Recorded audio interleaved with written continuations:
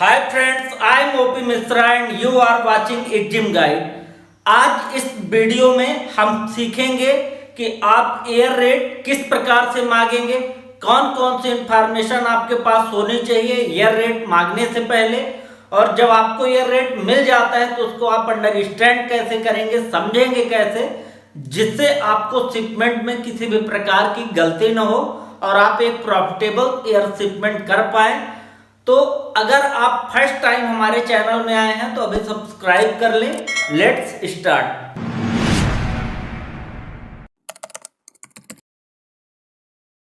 तो देखिए, अगर हम एयर रेट की बात करें, आईटा एजेंट से आप जब एयर रेट मांगेंगे उसके पहले कुछ डिटेल आपके पास होनी चाहिए, तभी आपको एयर रेट मिलेगा।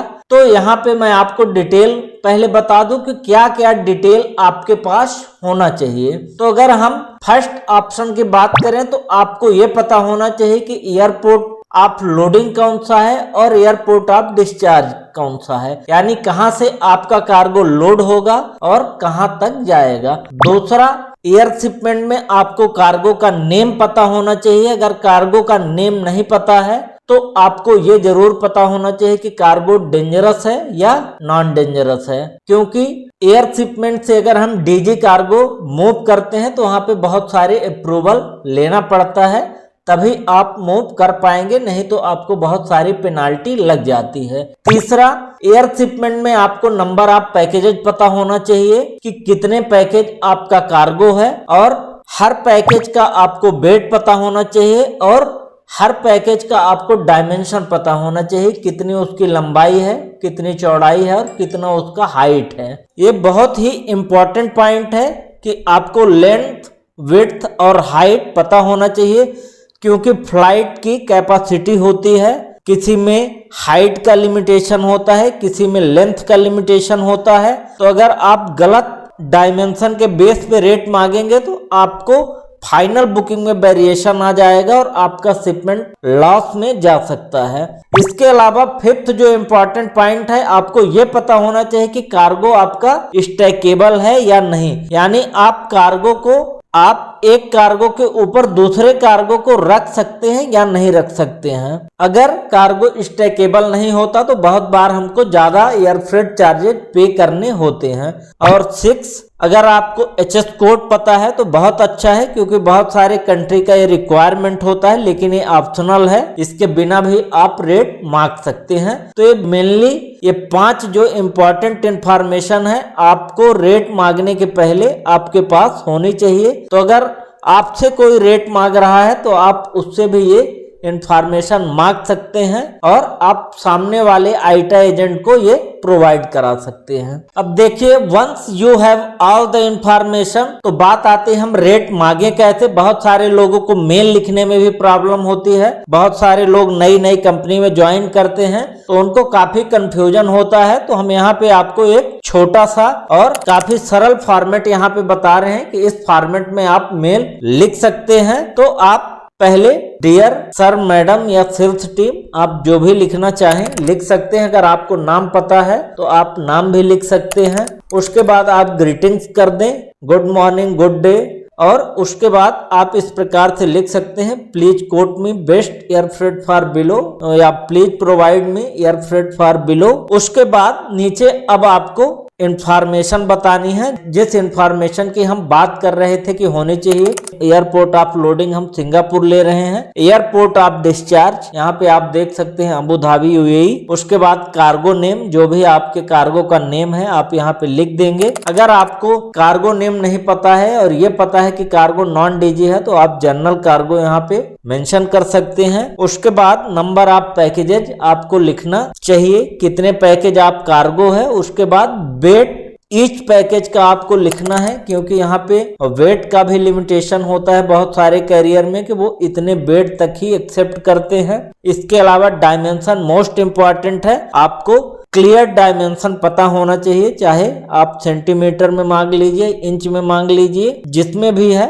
बट आपके पास डायमेंशन, लेंथ, विड्थ और कार्गो का हाइट आपके पास होना चाहिए। उसी के बेस पे ये डिसाइड होगा कि किस फ्लाइट में आपका कार्गो मूव होगा। अगर आप पैसेंजर फ्लाइट से कार्गो मूव करते हैं तो आपके चार्जेस थोड़ा कम होते हैं। अगर आप कार्गो फ्लाइट से मूव करते हैं तो यहाँ पे चार्जेस बढ़ जाते हैं। तो ये टोटली डिपेंड करता है कि आपके कार्गो का डायमेंशन क्या है। अगर आपके कार्गो का डायमेंशन छोटा है तो चार्जेस कम होंगे, डायमेंशन बड़ा है तो चार्जेज आपको ज्यादा देने होंगे। इसके अलावा आप नीचे एजेंट से ये भी मांग सकते हैं कि वहां का जिस लोडिंग पोर्ट से आप कार्गो भेजने वाले हैं वहां के लोकल चार्जेज क्या हैं, तो आपको पूरा लोकल चार्जेज यहाँ पे प्रोवाइड करा दिया जाता है। इस प्रकार से आप मेल बना के IATA international air transport association के जो एजेंट होते हैं उन्हीं से आप रेट मांगिए जिनके पास IATA का कोड होता है। अगर आप दूसरे से मांगेंगे तो महंगा रेट मिल सकता है, क्योंकि ज्यादा पार्टी अगर इन्वॉल्व होती है किसी शिपमेंट में तो प्रॉफिट शेयर हो जाता है, जिससे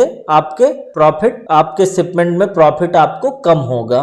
तो आप कोशिश करें आइटा एजेंट से ही आप रेट लें तो आपको अच्छा रेट मिलेगा और वो ऑथेंटिक भी होता है। अब देखिए, जब हम रेट भेज देते हैं तो यहाँ पे आप इसको स्किप मत करिएगा, क्योंकि ये बहुत ही इम्पोर्टेंट स्लाइड है, इसी में सब कुछ है। बहुत सारे लोगों को ये समझ में नहीं आता, तो मैं आपको यहाँ पे पूरा एक्सप्लेन करूंगा कि क्या होता है। तो यहाँ पे देखिए, मैंने रेट मांगा तो हमें इस प्रकार से रेट दिया जाता है।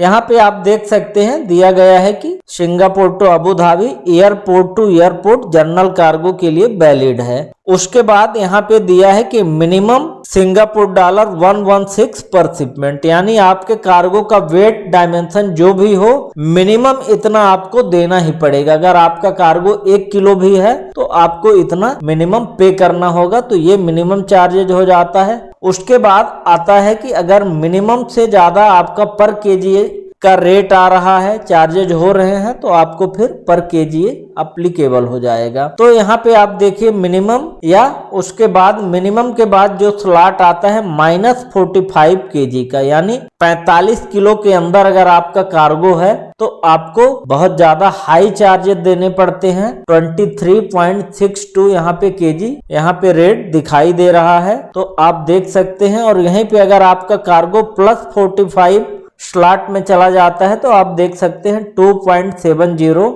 यहाँ पे पर केजी आपका चार्ज हो जाता है। तो -45 किलो के अंदर अगर आपका कार्गो है, केजी के अंदर आपको कार्गो है, तो उसको आपको हाई चार्ज देना पड़ता है। तो आप कोशिश करें कि कम से कम आप कार्गो को 45 केजी प्लस में आप मूव करिए। उसके बाद जो दूसरा स्लॉट होता है कि अगर आपका कार्गो 100 kgs से ज्यादा है तो फिर ये वाले रेट अप्लीकेबल होंगे। और फिर अगर आपका कार्गो +300 kgs है तो ये वाला रेट अप्लीकेबल होगा 2.4 पर केजी।